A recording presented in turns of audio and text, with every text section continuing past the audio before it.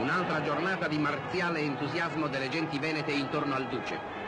300.000 cuori accolgono a Padova il fondatore dell'impero, giunto di buon mattino fra i padovani che, dopo un'insonne notte di attesa, assiepati lungo 14 chilometri di percorso, accompagnano con altissime manifestazioni il passaggio dell'automobile del capo amatissimo.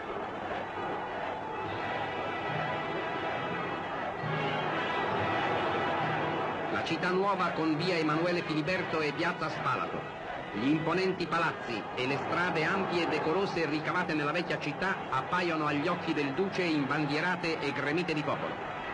Il capo, superata la turrita porta di Ponte Malin, inizia le sue visite, inaugurando 3 nuove case rionali del fascio, moderne e bellissime, dotate di campi sportivi, sale di soggiorno, biblioteche e notevoli opere d'arte, sostando prima a quella del gruppo rionale Gian Vittorio Mezzomo.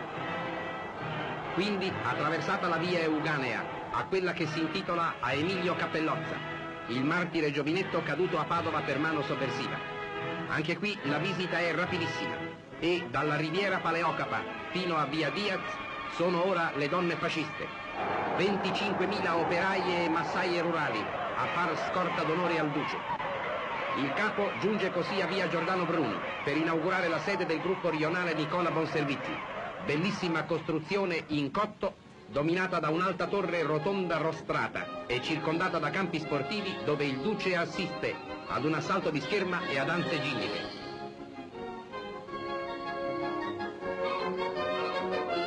Il corteo presidenziale riparte verso Candiana.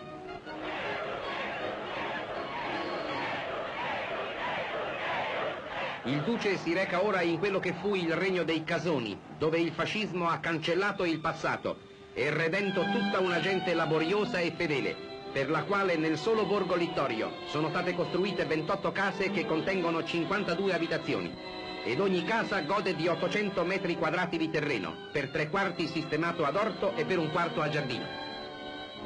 Un edificio a Esedra limita la piazza e il laboratorio per tessuti casalinghi, dove le giovani del borgo lavorano a tappeti rustici, ordiscono tessuti di canapa e tessono a mano candide e bellissime sete.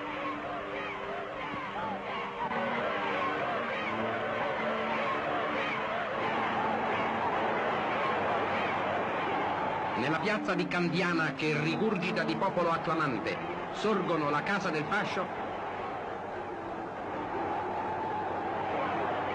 e il municipio, che il capo ha visitato rapidamente, recandosi quindi alla colonia elioterapica, dove lo salutano alla voce scuoli di bimbi festanti.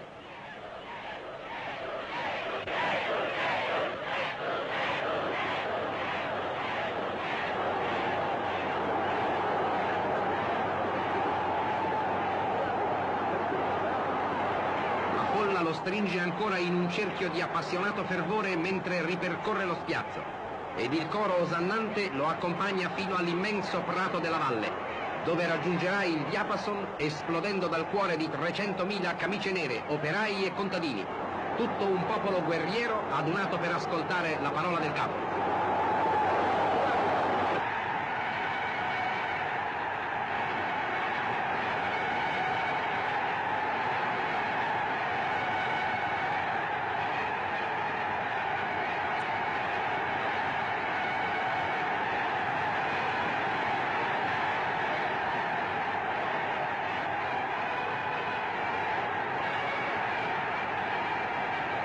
Camerati, questa Padova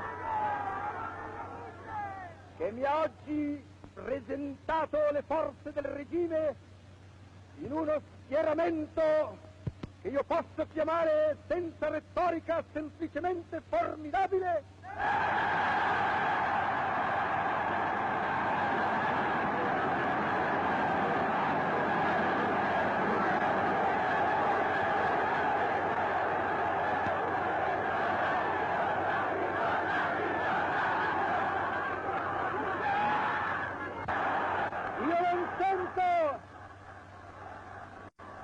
il bisogno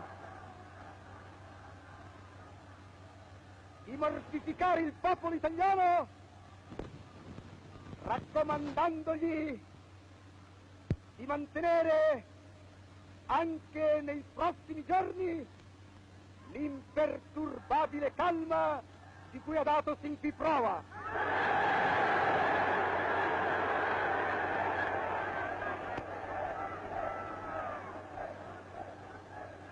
Io so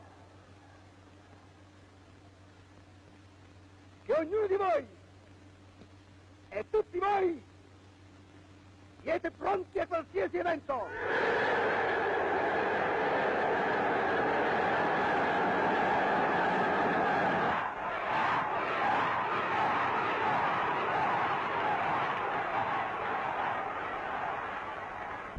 Questa vostra risposta, questo vostro oceanico grido è stato in questo momento udito dal mondo.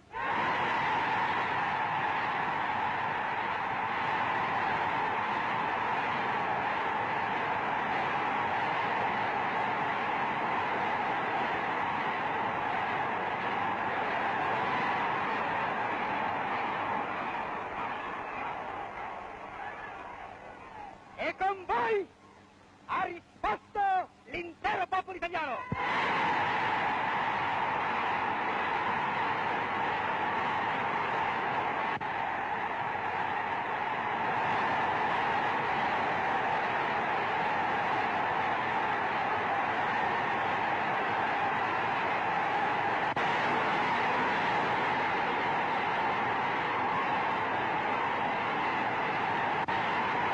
Il capo si reca ora alla 20ª fiera di Padova, ad inaugurarvi la mostra della vittoria.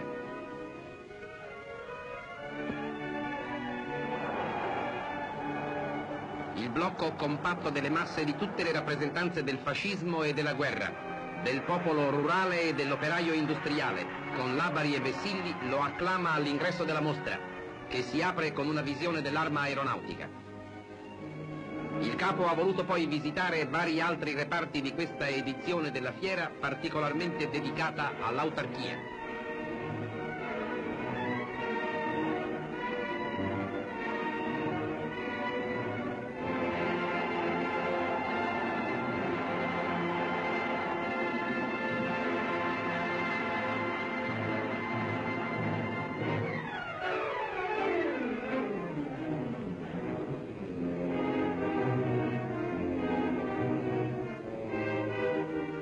La visita del Duce a Padova è ormai conclusa ed egli muove verso la stazione dove si rovescia la folla per la grande manifestazione di congedo.